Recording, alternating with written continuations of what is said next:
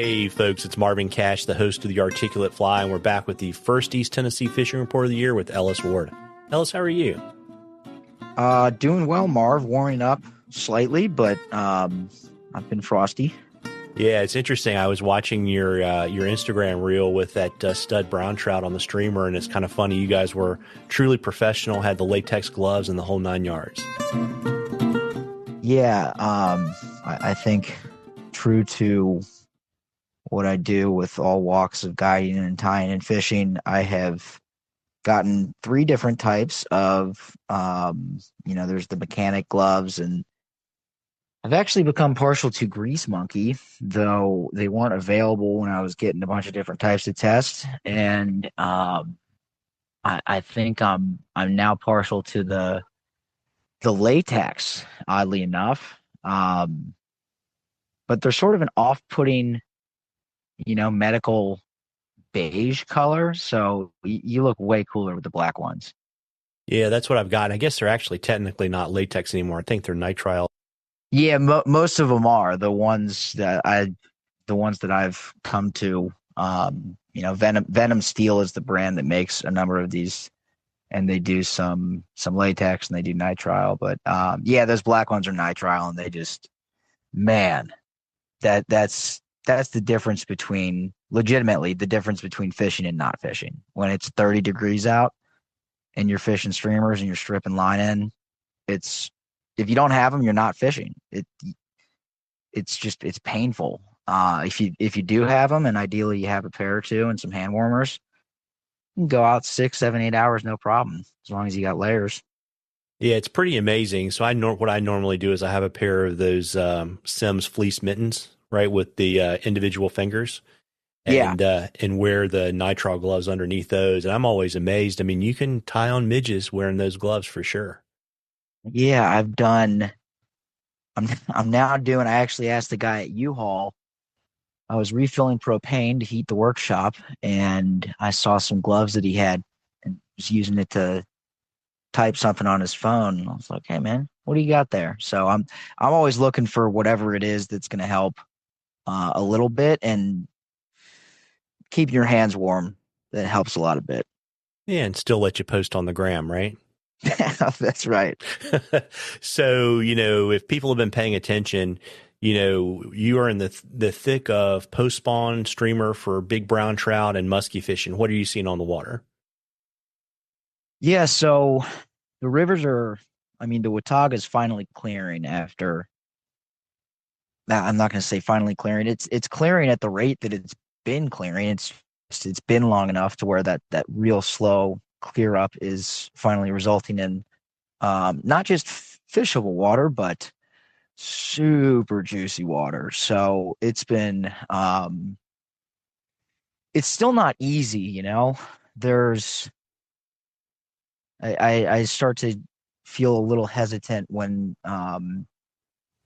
the idea of, oh, you just go out and cast some streamers, there's going to be big browns coming up and smashing them. Like, you still got to work. It's just, we're not working in on hard days, seeing a handful of eats or a handful of flashes and, picking off some little brownies. On the hard days, you're getting shots at 3, 4, 5 in the 16 to 20 category, and the ceiling is, I really like, for different reasons, fishing at all times of year, honestly, outside of the late fall, early winter. But the January, February, to a certain extent March, post spawn streamer fishing is just, the ceiling for a big fish is the highest that I've seen it. Outside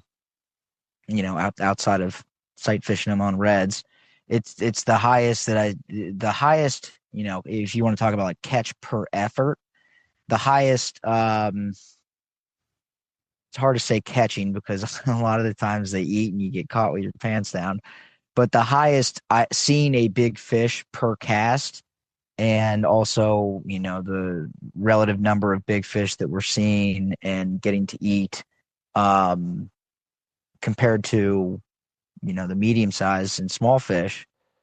It's on the good days, man. It's that ceiling is as high as it could be, and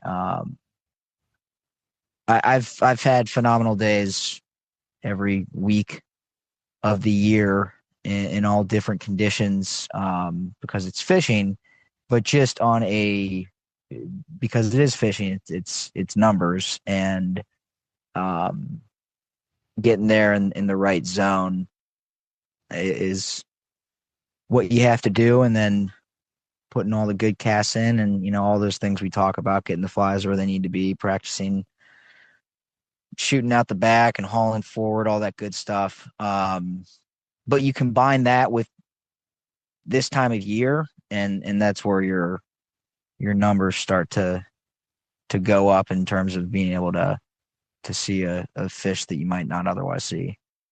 Got it. And so, what are you seeing on the musky front? Man, it's been like 2 weeks since I've been out, and um I've been exploring new water and moving some fish.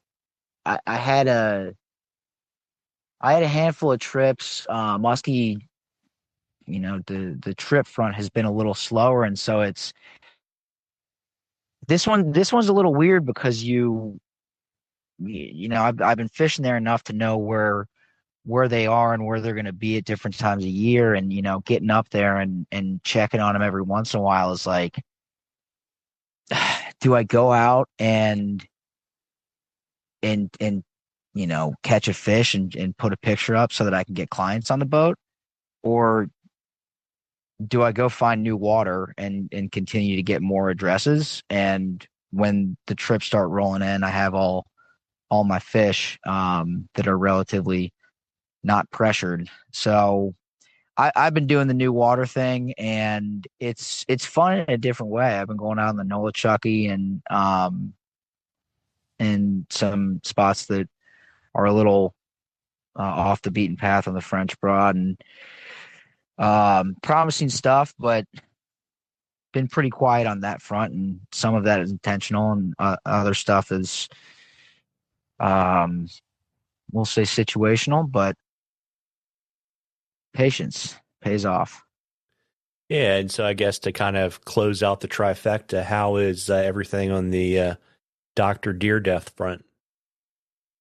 Oh man, we are fully cooking. I think there's probably going to be some pictures involved in this podcast or Instagram post. I did a release, kind of a little one. I had enough people asking, the regular folks who, um, speaking very candidly, it's nice to have done this the way I've done it, which is, um, grades 1 through 5, 1 and 2 being like absolute freaks. Like grade ones, get out of here. They don't belong anywhere, let alone in your tying room, getting cut up to put on a hook that you're going to put into a tree. So doing it to where, the first couple years I did it, it's just they're so few and far between, and they're so insane that it's like, all right, well, I can't. It's so hard to sell those, and at the same time look at selling this for what, 20, $25, and then at the same time you're looking at the big manufacturers and in the shops and the larger distribution sources for $15, and I'm pricing kind of on that. And it's like the supply demand curve is not right here. And so I wanted to create some separation so that there could be, these other classes that are admittedly what I felt was like shockingly expensive, but 30, $35, you're getting a tail that it's, it's six of the other tails, and it doesn't matter how many $15 tails you buy from the store.